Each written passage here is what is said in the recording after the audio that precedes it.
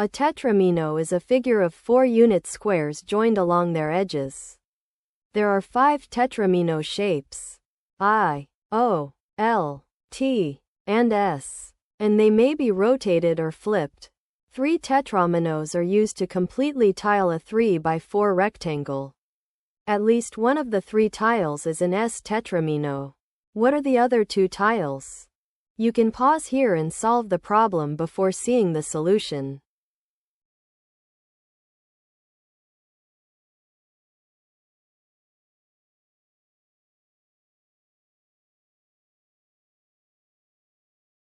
The 3 by 4 rectangle has 12 unit squares. Each tetramino covers 4 squares. So exactly 3 tetrominoes tile the rectangle.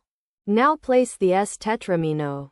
Because of its zigzag staircase shape, it slices through the middle of the rectangle.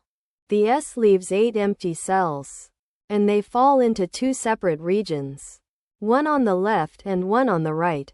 Look at each region. It is a straight run of 3 cells with 1 extra cell tucked at the end. That is exactly the shape of an L tetramino, and no other piece fits. So each region must be an L.